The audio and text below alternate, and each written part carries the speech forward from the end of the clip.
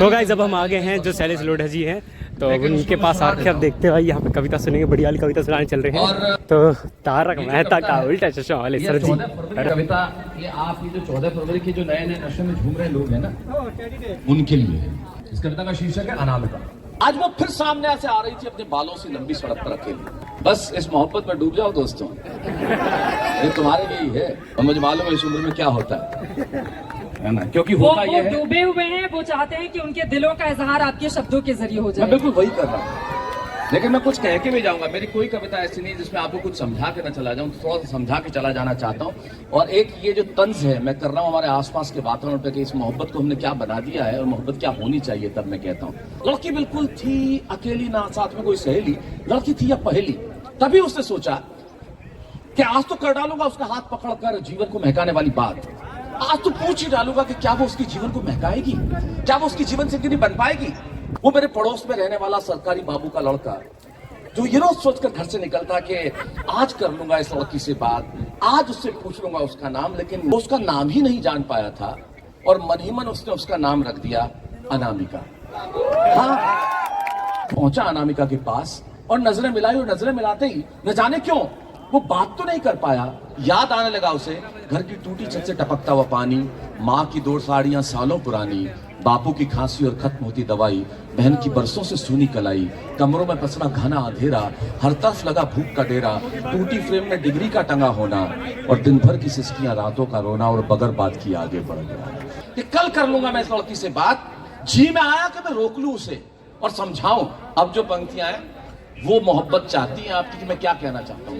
जी में आया कि रोक लूं उसे और समझाऊं कि भाई सपना देखना ही है समाज में तो 2 वक्त की रोटी का देख, कोई नौकरी छोटी मोटी का देख, अनामिका का नहीं, क्योंकि समाज की अनामिकाएं रिजर्व हैं। दुनिया के वो तमाम लोग जिनकी माएँ जिनके पास है वो दुनिया के बहुत सबसे ज्यादा भाग्यशाली लोग हैं, लेकिन जिनकी माएँ जिनके पास नहीं है, पास नहीं होने का मतलब ये नहीं कि वो दुनिया छोड़ गई है। अगर आप किसी दूसरे शहर में भी काम कर रहे हैं, माँ आपके पास नहीं है, तो मेरी कविता, जितने लोग मुझे कहते हैं कि माँ पे कविता सुनाओ, मैं हर बार ये कहता हूँ कि मैंने माँ पे कोई कविता नहीं लिखी। दुनिया की किसी कलम में इतनी ताकत नहीं है जो माँ पे कविताएं लिख सके।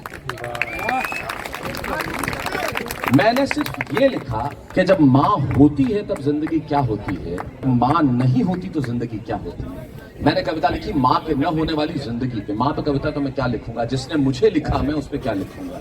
तो मैंने ये लिखा कि जब माँ नहीं होती तो जिंदगी क्या होती है। कल अचानक काम पर जा रहा, आप की जिंदगी से दृश्य चुराता हूँ मेरी जिंदगी से।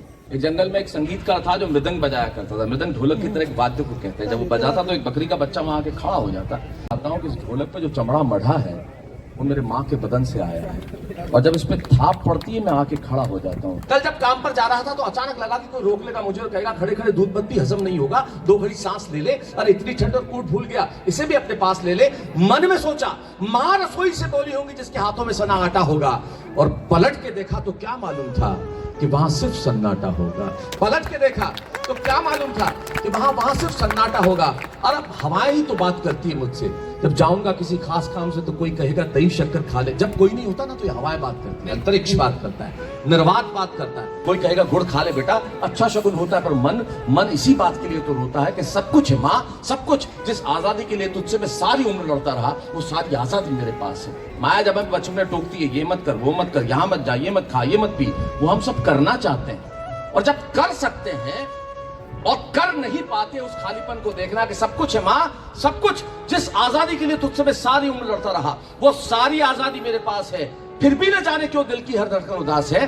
कहता था ना तुझसे मैं वही करूंगा जो मेरे जी में आएगा, और आज मैं वही सब कुछ करता हूँ जो मेरे जी में आता है।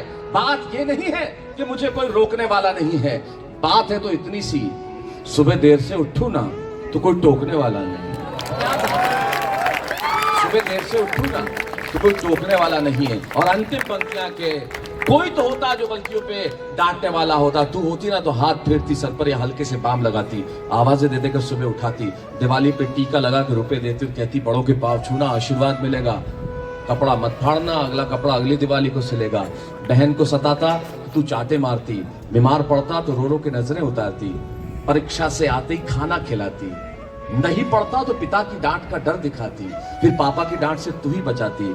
इसे नौकरी मिल जाए, ये तरक्की करे, दुआओं में हाथ उठाती और तरक्की के लिए घर छोड़ देगा, ये सुन के दरवाजे के पीछे चुपके चुपके आंसू बहाती। सब कुछ है माँ, सब कुछ।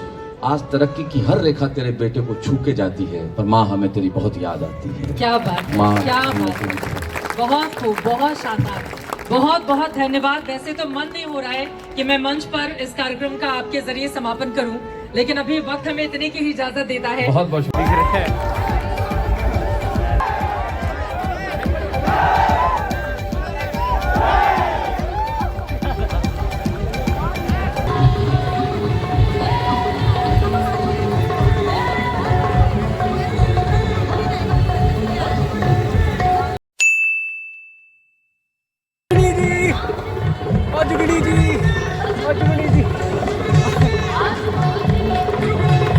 तौबा तौबा तौबा।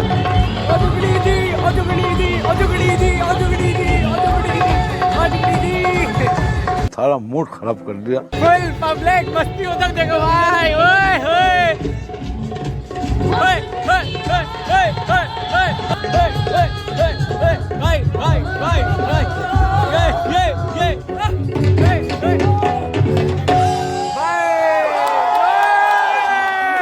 आप नोटिस कर रहे हो मैं बड़ा सोना सूट पा के आई हूँ। आप सभी मुझे प्यार करते हो, इसी तरह प्यार करते रहो। गिनी वाली आपके लिए हमेशा हाजिर। पैरों च पंजाबी जुत्ती जिन्ना चिर पावां मैं सूट करके